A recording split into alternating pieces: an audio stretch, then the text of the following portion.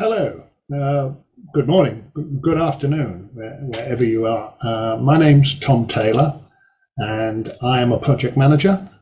I deal with projects, and I use project management to help them, so usually, most of the time. I'm based in UK, in London, and that's where my work is, and my office is, and that sort of thing. I'm sort of known as an international project manager, which is a bit ironic because I mainly work in London and the UK. But I'm very pleased to be talking to you and all my Spanish friends. It's really good to be here. The topic I have selected or negotiated is on the screen here. It's some lockdown reflections. It's about this life and work and the project management that I've mentioned. I've discovered that these things are everywhere, intermingled, and it's that simple. Now, I know in the lockdown, some of you have been incredibly busy, working, dealing with COVID, families, and this sort of thing. So I thought what I would do is I would do some research and thinking on your behalf, come up with some interesting ideas. And in fact, I have discovered one which I really would like to share with you. And over the recent weeks and months, I've been recording little snippets of this theme. And the rest of this talk is really about those anecdotes and those revelations that I've, not just reflections, but revelatory. These are exciting times. So I'm going to explain one of them to you. If you agree with it and you can see other examples, I'm sure you'll be telling me. And if you find it not appropriate, then you can tell me as well. Now, this topic is so good, so great, in my opinion, that I'm going to reveal it with a drum roll. So if you're ready, here it comes, and the answer will be just about now. See, I told you it was simple. It's the number 3. Now I'm seeing this everywhere. Let me show you just one example, okay? I see it in sequences. So things like number sequences, right? It's going like 7, 8, 9, for example. Wow, I go, there it is, just 3 of them. Or I've seen it in lists. Sometimes I see long lists, work breakdown structures, that sort of thing. But actually, then I go, hey, there was only 3 items, really. And they start often at the beginning of the alphabet, like that. And I'm seeing it diagrammatically in shapes and illustrations. Would you believe that the main shape I'm seeing is triangular? It sort of gets words in it like this. People like illustrations. Project managers like illustrations. Clients like illustrations. So what have I found? Well, just about every time now I'm seeing things like a light bulb moment. You know, those where you go, wow, oh, that's good, that's clever. Or this ding sound, you may hear it in the background from time to time. And then I go, oh no, 3 again. I just can't miss it.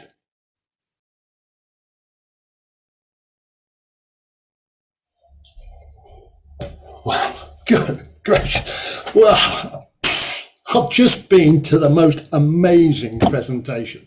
I've just got to tell you about it. It's so complex. It's just amazingly complex. And what do you know? It comes down to 3 points. Anyway, I've got to go now. I've only just arrived back. I'm going to tell you about it. Right? I've got some slides. It's the business.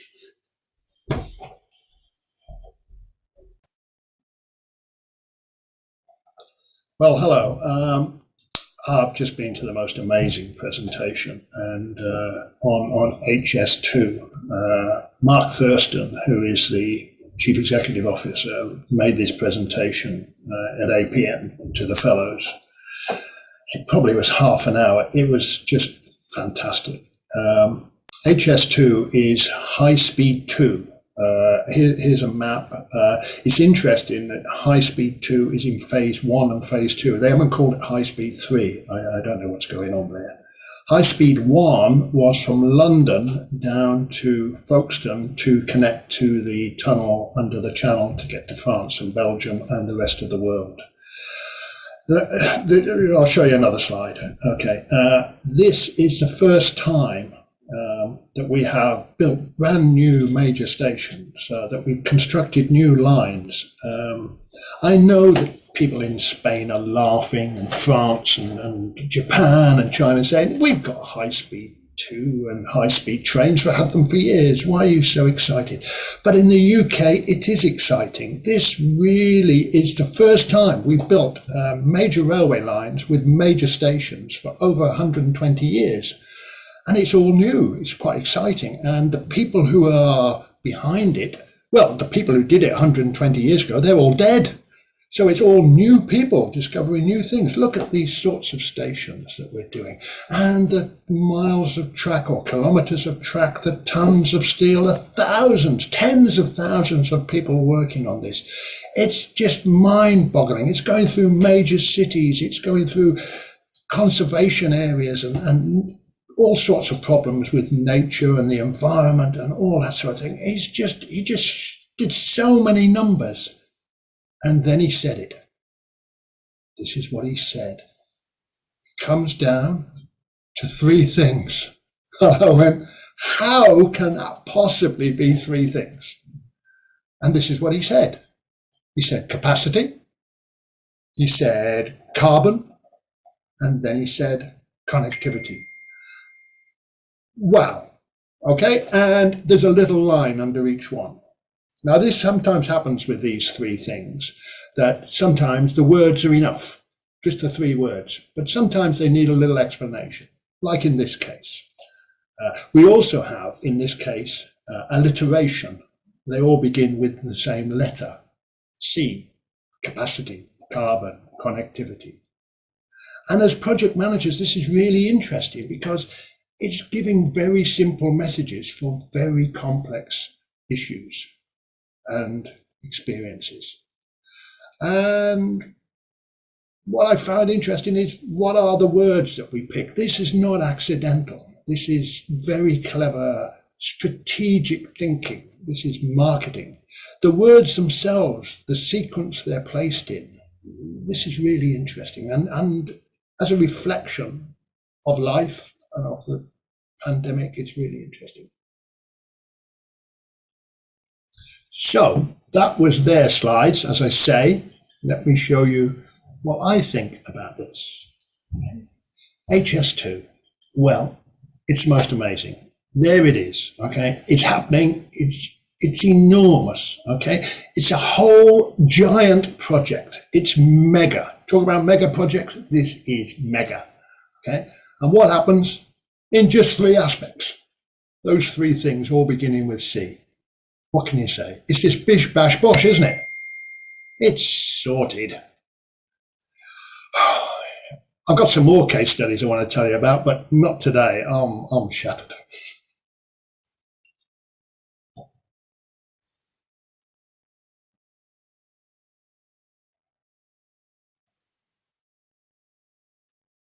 Well, I simply got to talk to you about COVID and some of the things I've been observing on that. Obviously, it's been a terrible, terrible situation, and but it comes back to 3. Let me talk to you about COVID. Okay, let me just show you what the immediate impact was in the UK, and there was these responses, these gut responses. You know, it was about the unknowns. Nobody had come across this before. There was a confusion, and there continues to be confusion with messages from government and scientists and this sort of thing. And there's fear, obviously medical fear, fear for families and friends, fear for jobs and security. So it was interesting how those 3 things came on. But then we started to go for the individuals and what messages, and this hands, face and space. This was very interesting. You know, it sounds so simple, but always required, and yet the words say it all. You don't, I mean, you could go into detail about washing your hands and singing happy birthday and covering your nose with your face mask. And you notice this diagram, you have to stay away from people of the opposite agenda. But, you know, it was a very simple message. And then we moved on to, for the whole population, and signs like this appeared everywhere. This is UK government. NHS is the National Health Service. So stay home, not stay at home, stay home. Protect the NHS because they're very worried about overloading of hospitals to treat people, and save lives. Now, in this case, there's little arrows going between the three things. So if you stay at home, you will protect the NHS and not overload it, and therefore they will be able to look after and save more people and save lives. And back to the beginning again, stay at home. So that was very interesting. And these things are going through phases. So right now we're seeing something like this diagram, okay? These key performance indicators, okay, where what would happen is what is a very complex demographic profile of how it affects people by age, by gender, even by race in some cases. It's quite interesting. But what would the television programs and news programs concentrate on? Cases, the number of cases per day, the number of hospital admissions, and then, unfortunately, the number of deaths. They would be the statistics. They would think that that was enough. We couldn't cope with much more. They would get into detail about how many people in hospital were in intensive care and how many people not, but it didn't really matter. The strict numbers were just those three. And then, more recently, we've got a lot of vaccinations going on, so they would give us three sets of information. How many people have been vaccinated today? How many people had been vaccinated with one jab, as they call it, or one vaccination? And how much of the population had had two vaccinations? It was interesting, just three figures. And I thought, well, how does this affect project management? Are there any analogies for us as project managers? What are the implications of this? And I thought personally for projects, what have I seen? Well, I've seen sort of this next slide. Right, delegation to individuals, right? And I was always told as a delegator to give them three things to do. And if you're a delegatee, don't just accept one, accept three things. Because if one stops or stalls or can't be fixed, then you know what to do next. You had work in line. Not 5 or 6 things to do, but just 3 and not 1.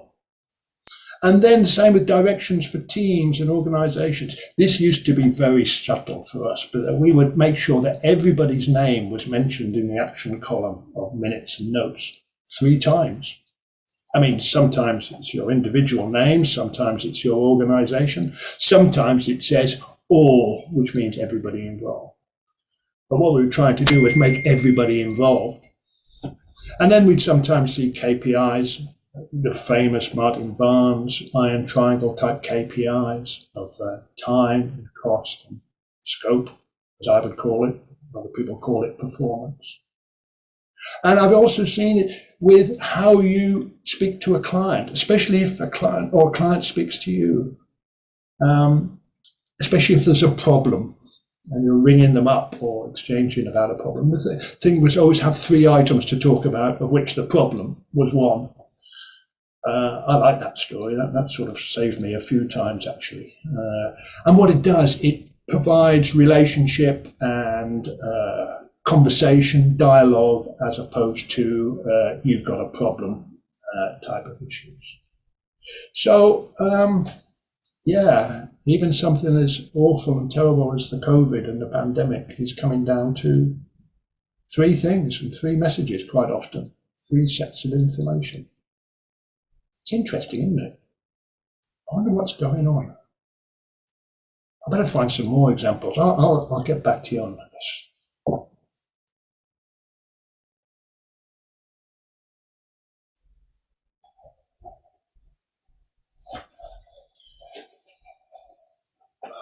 Oh, it's hot out there.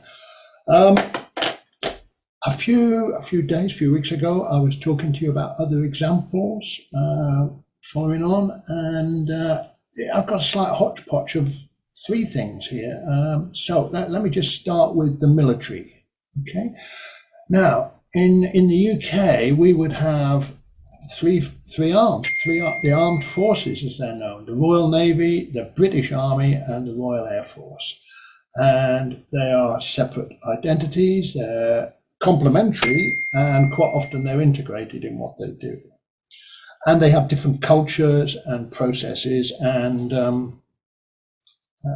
terminology in what they do. Yeah, so that's quite interesting. That led me into thinking about next area, actually, and that's where they operate.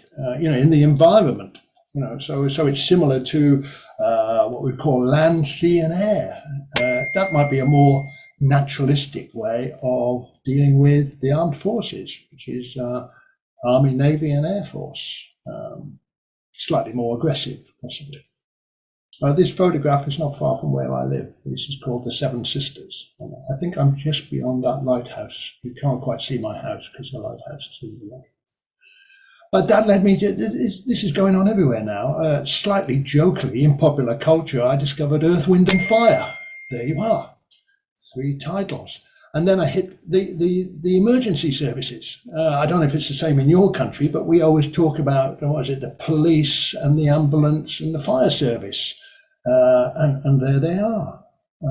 There's other bits of coast guards and air sea rescue, but basically it's 3 services. And then sport. Well, we do a lot of analogies with sport, football, things like the Euros and things like that. And we talk about defense, midfield and attack. Basically, they're the three areas. And jokingly, I often think, do I have project managers working with me who are good in defense and midfield, especially if they're running from box to box, with a lot of energy? Or are they just attack project managers who are sitting around waiting to kick it in the goal? Yeah, you do wonder. Other areas I've been thinking about is sort of basic essential utilities. Water, electricity, drainage. Does this amount to civilization? What did the ancient Greeks think they needed for civilization? A good internet connection is probably now thought to be rather civilized. We might come to the UN stuff, but the younger generation, what do they need? An iGeneration, an iPod, an iPad, an iPhone. Well, that's fine. They're sorted. That's enough. And then in a project management sense, and this was an experience of mine, going to interviews. And somebody on the other side would say, and what will you bring to this opportunity? And I was always told you had to have your answer ready. And if they didn't ask, you would tell them anyway. But 3 things. Don't tell them 1, tell them 3. And give them the 3 words sort of fairly slowly so they could write them down or something like that, make a note of them, and then explain each one in a bit more detail. This is me, an illustration of me in my earlier life. I was a bit of a stirrer type project manager, in a nice way, getting everything working, and I would be offering my integrity, my respect for the team and their respect for me as a project manager, and basic leadership. And of course, depending on the opportunity, I'd change the words to other things and change the sequence. Nowadays, I get sometimes asked the same question, and this is now an illustration of me, in my current mature years, with lots of experience. Experience, expertise, and tenacity. Yeah, there you go. So, what are your 3 things? It'd be interesting to know. And just whilst I've been doing this study, all this stuff of 3s keeps coming up, and I'm not going to take you through these. You will have your own, but it's just amazing. It's an epidemic of its own. This summary, this key area of 3. Anyway, that will do for today, and I'll catch up with you later. Thanks. Bye.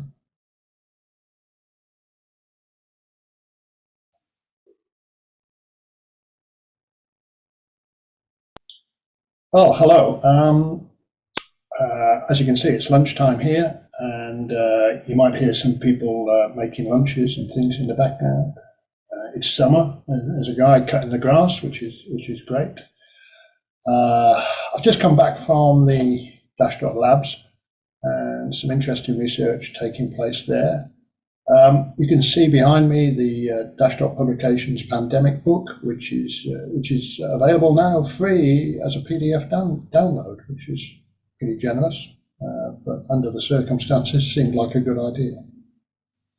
So just a few things that have come up. Let me give you a couple of health ones.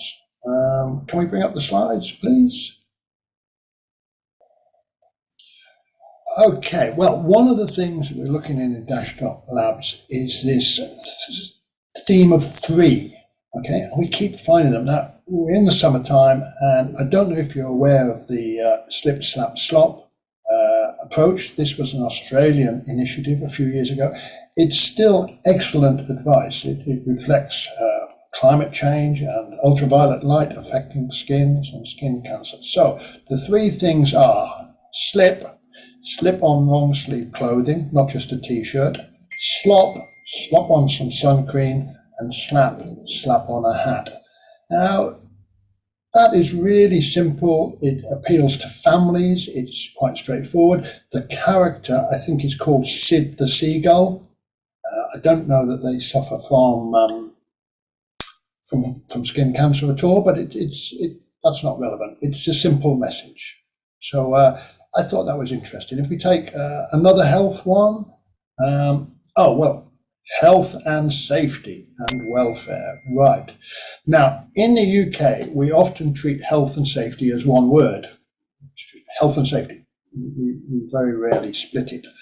And looking at this and throwing in welfare, I realize that we're not always clear amongst ourselves about what we mean by these terms. So I've got some words here, and I just want to remind you, because I think it's so important. So are you ready? So health is the short, medium, and long-term mental and physical good health of yourself, your team members, your stakeholders, and the public. So that's health, okay? Physical good health.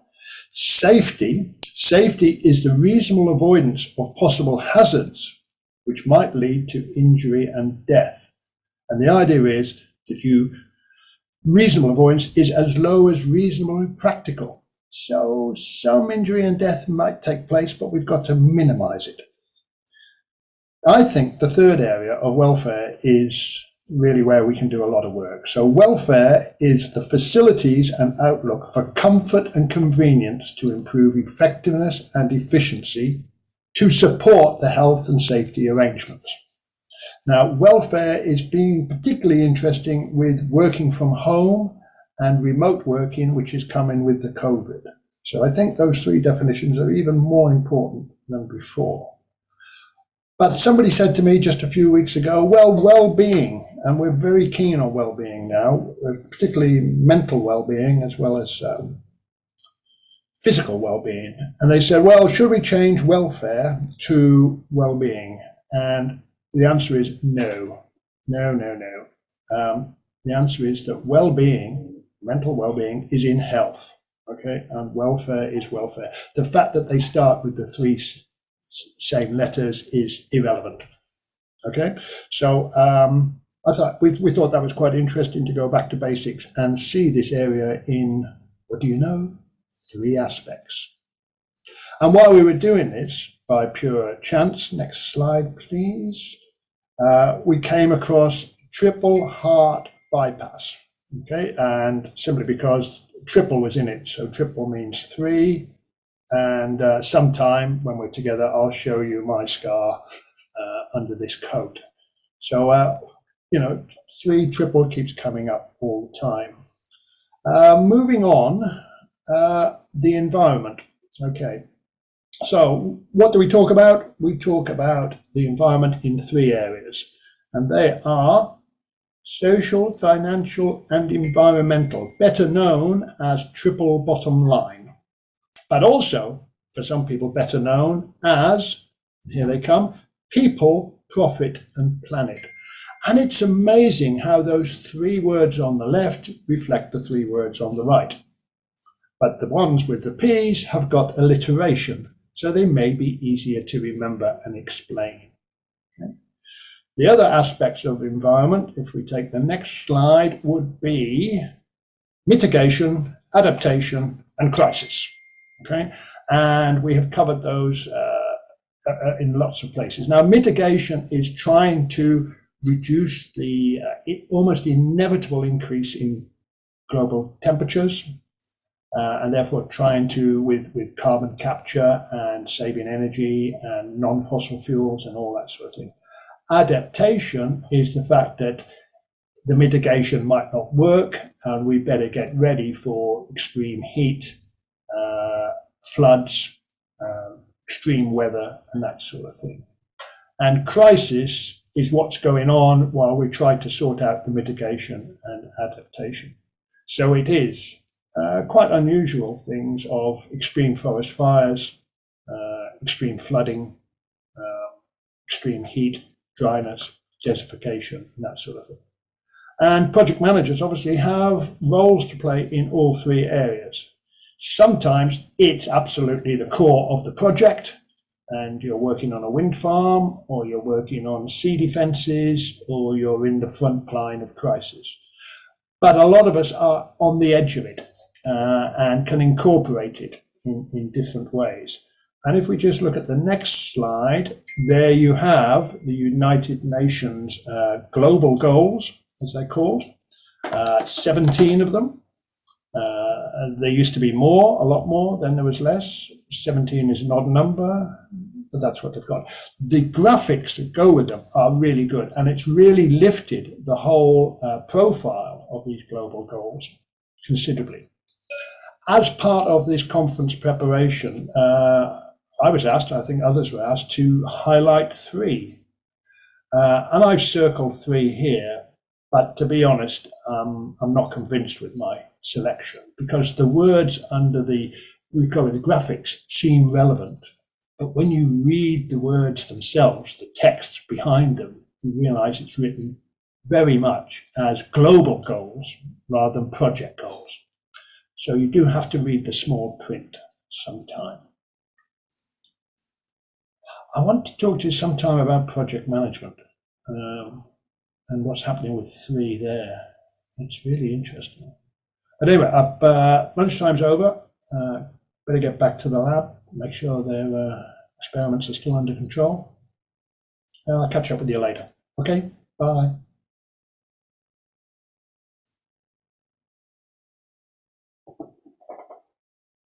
Yeah, gotta go on now. Yeah, later. Okay, well, next week. All right, bye.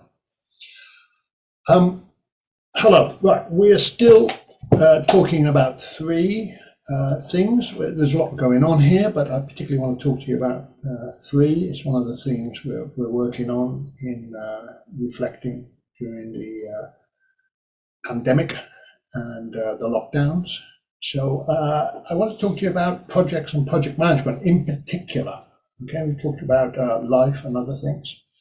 So, well, let me just show you a nice slide. I always like to think of projects, and they are something like this. You get ready, you get set, and then you go.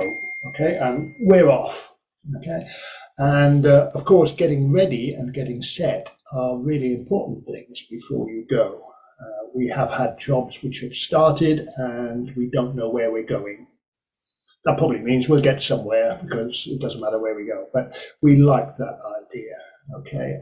And the other thing is, some people call projects start, middle, and end. You do know it's going to have an end at some point, whereas a lot of operational stuff and business as usual has no end. So projects are quite interesting from that point of view. Next slide, please. So, sets. Yes, I've discovered that we, sorry, this is maybe part of Get Set, but so you know what do we have for this? Well, tool sets, skill sets, mindset. Okay, so tool sets are really interesting. This is technology, a lot of it, and yep. Here's a guy who knows a lot about technology. Skill set is the ability to use the tool set, and that's where some of us struggle because we are not able to use all the functionality in a particular process or piece of equipment. And mindset is probably a positive attitude to using your skills and tools and working hard for your project, or your career, or your employer. So we like the sets, they're quite good. We've also got the sights, we like the sights. So in this case, we have insight, hindsight, and foresight. Now, insight is about knowing things, having an insight into something. It might be based on experience, it might be based on having some inside information. Hindsight is also about experience. Possibly might be more like lessons learned and education, so you know context. And foresight is the ability to look forward, which is often what we're trying to do with our programming and our scheduling and things like that. And our foresights are better if we have hindsight and insight. And as you can see from this diagram here, we quite often feel we're going into a maze, and it would be good to have some foresight in how to get round and through the maze. Let me give you another aspect we found in project and that is project management communication. And here's the ringmaster at a circus, and he may be using spoken mainly for his communication, but we also use written and we use illustrations. Some people would say graphics, but if I just show you what sort of illustrations we're talking about, illustrations can be handcrafted. I used to do a lot of those. Computer generated, or even photographs and video. And we can copy and plagiarize, but we have those choices. And when it comes to written, then you could choose the font, or you could use the font size, which in that case is smaller, and you can use a justification. And that's important when you're putting documents together and information. So a justification there is over on the right-hand side. But also, you have these choices, don't you? They're at the top in Word, and you just decide. And a good choice of whether it's bold or italic or underlined, or in extreme cases, bold, italic, underlined. But that's going a bit far. But you notice there are only 3 choices. They fixed that one. And still I'm in project management, and what we've discovered in the lab is the types of people who call themselves project managers and are members of our professional bodies and the like. And so there's full-time, some people say full-on, sort of academics who teach project management and projects, and people like myself in my heyday in my project life were full-on. There's quite a lot of people who are sometime project managers. They have other commitments. They are engineers or surveyors or managers, maybe accountants, maybe IT software development people. They're doing it all the time. X day, 2 or 3 days a week they do on one, 2 or 3 days a week they do on the other. Not fairly regular. And then there's some time, which occasionally, so they are drafted out of their nice, normal business as usual operational job, and they're put onto a project. So you may be quite happy working in the accounts department somewhere, and then they have to upgrade their software or move the office, things like that. And they will do that for weeks or months or years, but ultimately they will go back to their existing job description. It's interesting when they don't get a new job description for their project activity. It's interesting for them and everybody else. And also we get still in this area of involvements. So sometimes we get people who just want to do it one time and never again. Or people say, maybe I'll do it next time when an opportunity comes up. I'm a bit busy at the moment. And some people say another time, which is really kicking the opportunity down the road. suppose that we do know some people who are qualified in project management, well qualified in project management, but actually don't do it or use it. But they could do another time. These are all in the project management field. We've got another slide on this one. Feasibility studies. Yes. This is really interesting. Are any of you involved with projects? And then they say, right, we're going to do it. And one of the questions you should always ask is, how many feasibility studies have been done on this topic before we start now? Because if you're doing the first one, the chances of it going forward are quite difficult. Anyway, after extensive research, we find that the minimum number you need is 3 or more. This is showing lever arch files, where some of the feasibility studies might be found in the old style. You'll notice in these files there's actually nothing in them, which quite often is the case when you track it down. What happened before, nobody can quite tell you. But it is interesting to get that sort of background. I think we're nearly there on the project management side. I just thought they were quite interesting.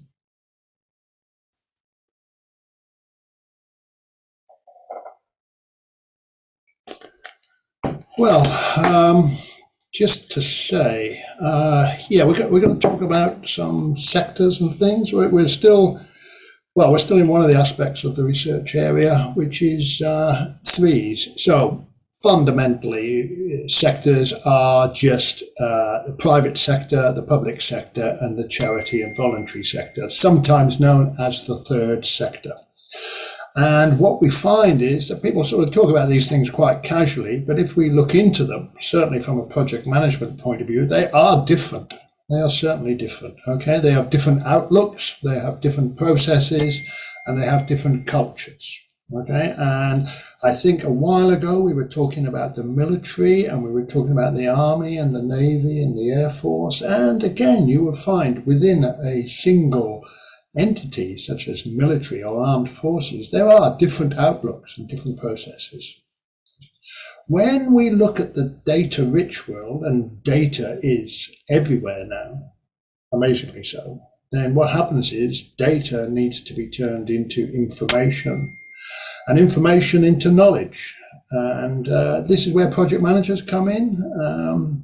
They bring this together with something called wisdom. Sometimes wise people seem to manage without lots of data or information or knowledge come to that about the project. So it's really interesting what's happening there and whether we're being slightly distorted in the project management field. But right at the center of the project management community and the field is an organization called IPMA, which is a magnificent organization and consists of a whole load, from my point of view, a whole load of very good member associations representing national bodies across the whole world.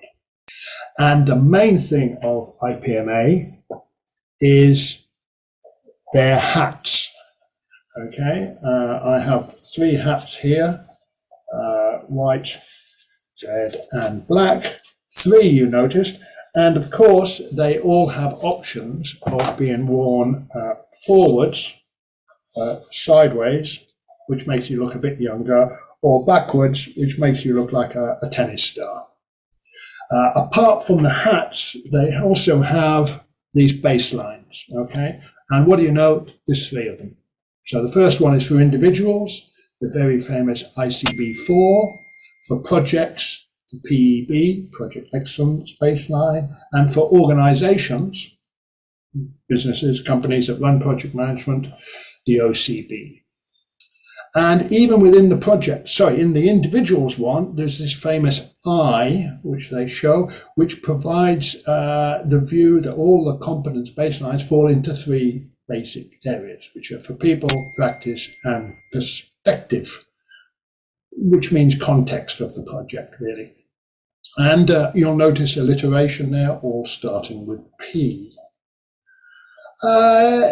Other areas of baselines are things like the Olympic baselines. Olympics come up every 4 years or 5 years, or when they can. And I think this is their effort that they want people to go higher, farther, and faster. That is their mantra. For athletics, probably mainly. Slightly different, though, are sports baselines, other sports. So with other sports, what are we looking for here? We're seeing things like faster, higher, stronger. Probably brings in more the weightlifting and other facilities. But actually for us, for the project management baselines, what would your 3 be? Would it be smarter, quicker, cleaner? It's your choice. You can see that 3 baselines are quite useful. Were promoted by ICPME. So which would you choose? I'd just like to move on to some historical stuff that we're discovering and recognizing. You may have heard of Dr. Martin Barnes and his famous iron triangle, it's called. I think it's misrepresented here. The words are supposed to be on the corners, I think, and not on the sides, but does it make a difference? I jokingly called it a jelly triangle because I saw these things moving around all the time and they weren't iron, like fixed. I think the idea of iron was strong and metallic was there was 3 and you had to deal with them. But remember, this is over 50 years ago now. So if we look at the next slide, we see that we might have a project with more historic concepts involved. So can you see the time, scope, cost ones there? But in this project, funding is pretty important, and safety, dealing with stakeholders. You can have as many as you like. It starts to look like those spider's web diagrams of strengths and weaknesses and relative change and things like that. The interesting thing about the historic stuff of project management, certainly in the sort of modern era, which we all say since the Second World War, is that some of that stuff is still really good. And going back further, Gantt charts are really good. I always thought Gantt stood for something until I discovered there was a Mr. Gantt, and that was really quite a revelation. But looking back historically as well, and this is my history, projects, programs, and portfolios. Wow, I can remember when this arrived. Oh, it was a revelation. It was absolute shock. Suddenly, it all made sense now. And I'm a projects and project manager type guy, but I could see when I was having to deal with other projects and sub-projects in the program, and I started to see the bigger picture in the portfolio. And that was wonderful. And then a little bit later, I discovered that within my projects, I had these parcels and packages within the projects, that the portfolios were affected by things like politics and policies and principles. These are things like vision statements and missions, vision and mission, and strategy. And also principals, like the key people, the people in charge, and their preferences. They did affect the portfolio. What happened to me was you draw the diagram of where my project, and sometimes I wasn't even in a project, I was in a parcel or a package, and I looked to be right at the bottom of the page with all this other stuff above it. And then one day I turned the page upside down and I was at the top, and I thought that was actually the right way round now, that they were all dependent on me delivering my parcel and package and my team and whatnot, and if we didn't do our job, then they were going to be in trouble. So projects are quite important for me, and parcels and packages, so I would always put them at the top. And that's still relevant. And here's another historic concept. Now, this is a book that we produced some time ago, and I was reading it at about Christmas time this year. And in the title, it says opportunities, challenges, and dilemmas. There's only 3. Tick. So we got it. And I found that in writing the book, you learn more by writing than by being taught, in a way. It helps you to consolidate. I found some of it was really good and some of it not quite up to date, and I would have rewritten it. But I would advise you to go back to your college notes and your lessons learned and your websites and blogs and things like that on your projects to keep consolidating your knowledge and information. It's really important. This product, this booklet is available on Creative Commons at no cost. It's available as a PDF download. I'm pleased it is. It still gets downloaded now after all this time. What's the next slide? So I think, one of the things we've discovered in this research is everyone else is dependent on the project managers. Oh, well, the project managers, they get things done. They can deliver the goods. They can save civilization. Just those three little things will be good enough.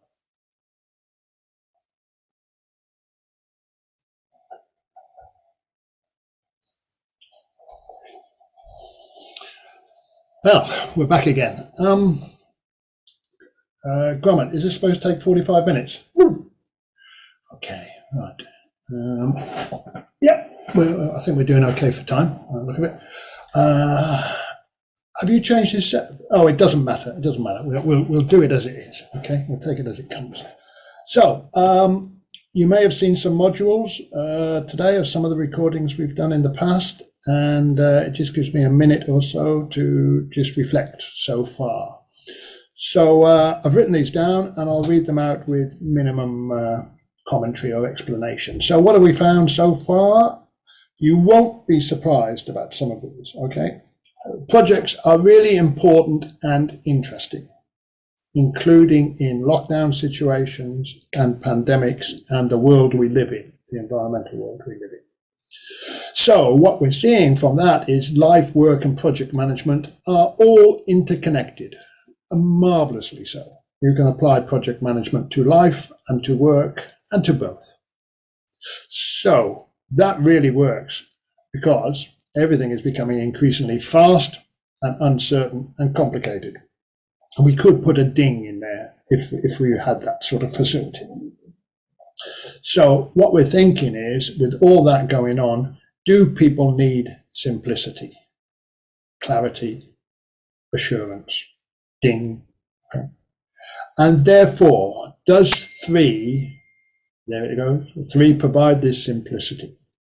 Would you like to try using 3? We're not saying it is a panacea or solution for everything, but it seems to be very popular in lots of ways, even within project management itself, but in projects and in the world and community that we live in. So here at Dashdot and the laboratories that you may have seen, the search continues. We will continue to look for light bulb moments that go ding. We will sort of look to see whether this 3 idea is very simple, almost too simple, or is 3 rather sophisticated and rather clever. And we'll continue to look at that with the other things that we're doing as well. So that's about it. I think I'm going to leave you with 3 words, as you might expect. And maybe we'll see you next year and we'll tell you what we've been doing during that period. Lockdown or no lockdown. Very best wishes. Bye.